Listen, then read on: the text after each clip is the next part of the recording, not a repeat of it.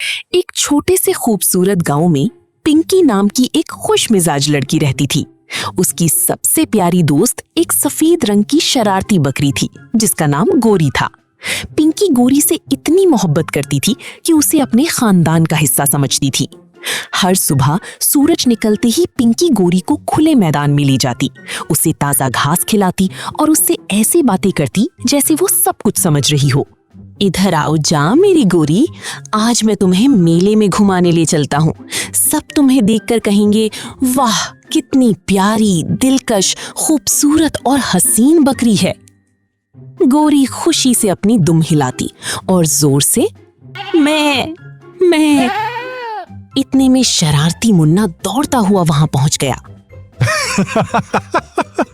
पिंकी, पहले इसे अच्छी तरह से नहला धुला कर चटका दो, कहीं ऐसा ना हो कि लोग कहें कि मेले में बकरी नहीं ऊंटनी आ गई। तुम कभी भी नहीं सुधरोगे, कभी तो सीधी बात भी कर लिया करो।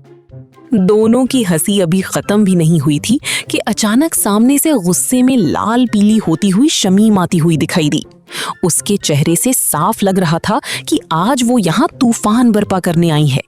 पिंकी, तुम्हारी बकरी ने कल मेरी मेहनत से उगाई हुई सारी सब्जियां खा लीं। पिंकी ने हैरान होकर गोरी की तरफ देखा, फिर शर्मिंदगी से मुस्कुरा दी। अरे बहन, 2-4 पत्ते ही तो खाए होंगे। 2-4? पूरा बाग साफ कर दिया था, एक पत्ता भी नहीं छोड़ा। ये सुनकर मुन्ना अपनी हंसी रोक ना सका। लगता है गोरी ने कल बड़े ही आबोताब से सब्जियों की दावत उड़ा ली थी। इस मजाक से शमीम आग बगोला हो गया। वो गुस्से में सीधी गोरी के पास पहुंची और उसकी दुम पकड़ने लगी। पिंकी घबरा गई।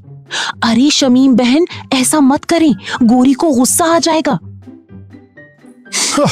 मैं पहले ही कह रहा हूं, ये सब करना अच्छा नहीं है। लेकिन शमीम ने किसी की एक ना सुनी। जैसे ही उसने गोरी की दुम जोर से पकड़ी, अचानक चपड़, गोरी ने सीधा शमीम पर पेशाब कर दिया। अरे हाय अल्लाह, ये क्या हो गया? वाह गोरी, क्या निशाना लगाया है, सीधी वाटर गन चला दी। पिंकी भी अपनी हंसी ना रोक सकी और पूरा माहौल कहकहों से गूंज उठा। शमीम पहले तो बहुत शर्मिंदा हुई, फिर उसे भी अपनी हरकत पर हंसी आ गई। उसी वक्त घर से दादी बाहर आईं। उन्होंने सबको देखा, फिर मुस्कुराकर बोली, बेटी, जानवर भी अल्लाह की मखलूक हैं। अगर तुम उनसे मोहब्बत करोगी तो वो भी तुमसे मोहब्बत करेंगे, लेकिन अगर उन्हें तंग करोगी तो वो अपने अंदाज में जवाब जरूर देंगे। शमीम ने सर झुका लिया। दादी, मुझसे गलती हो गई, मुझे गोरी को तंग नहीं करना चाहिए था। दादी बिल्कुल ठीक कहती हैं, गोरी भी शायद यही कह रही होगी। बराहे करम फासला रखें। ये सुनकर सब दोबारा हंसने लगे।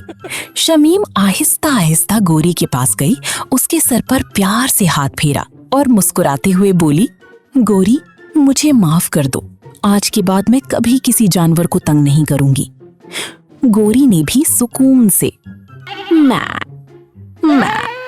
किया, जैसे वो माफी कबूल कर रही हो।